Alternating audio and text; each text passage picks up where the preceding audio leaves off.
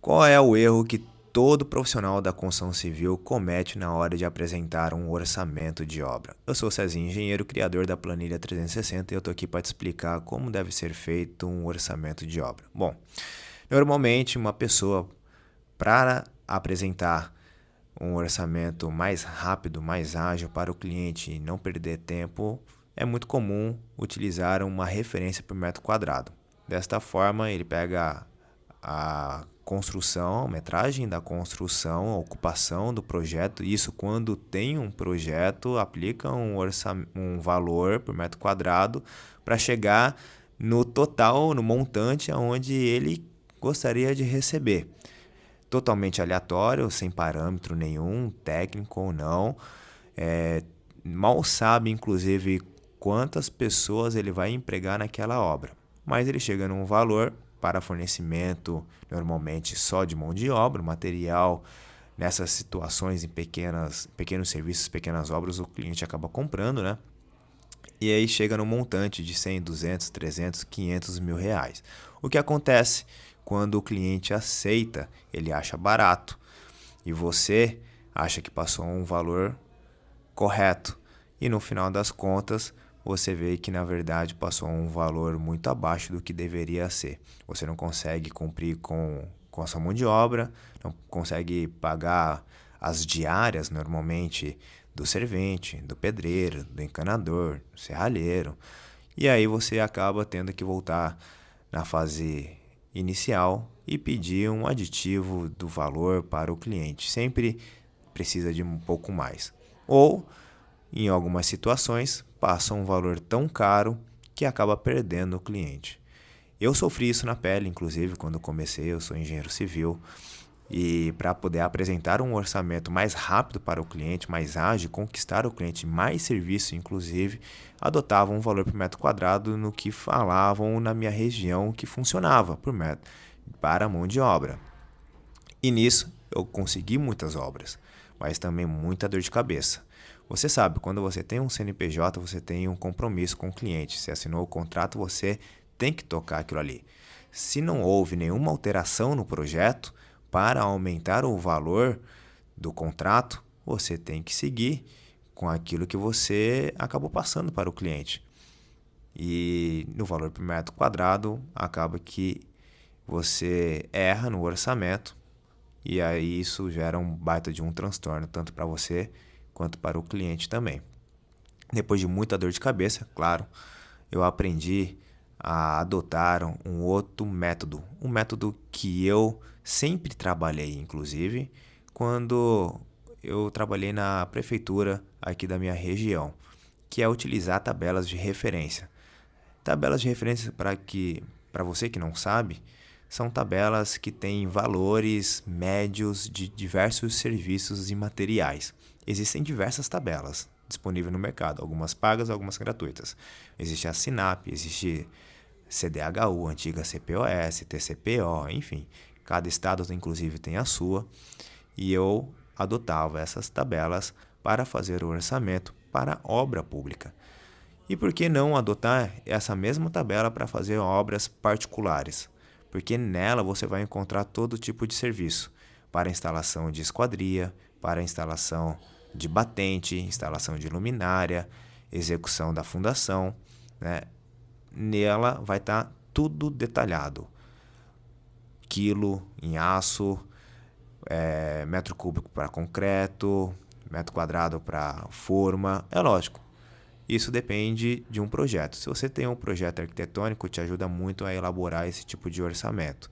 Se você tem também os projetos complementares, sai cada vez mais real, mais próximo daquilo que de fato deve ser feito, seja ela uma construção, seja uma reforma. Nessa planilha tem tabelas de referência, tem um modelo para a elaboração do orçamento baseado nas etapas de uma obra, serviços preliminares, escavação, locação da obra, superestrutura, pilar, enfim, tem ali um modelo para você poder iniciar o seu orçamento baseado nas etapas de uma construção. Dá para poder fazer também, no caso de uma reforma, cronograma físico-financeiro baseado no período que você estima que aquela obra vai demorar, né? Isso, lógico, tem que ter a relação com a quantidade de mão de obra que você vai empregar naquele serviço, né? E quanto mais pessoas, mais rápido acontece, lógico, a obra, mas isso depende muito de você, profissional, de quantas pessoas você vai empregar naquela obra.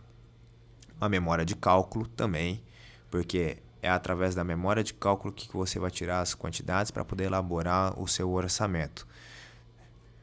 Lembrando que é muito importante que você tenha os projetos em mãos.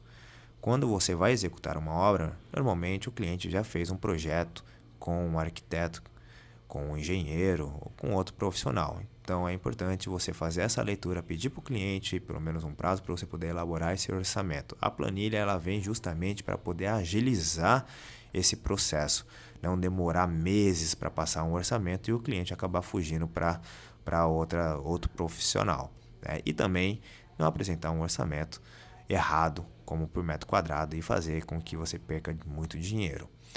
Na planilha você encontra inclusive o BDI. O que é o BDI?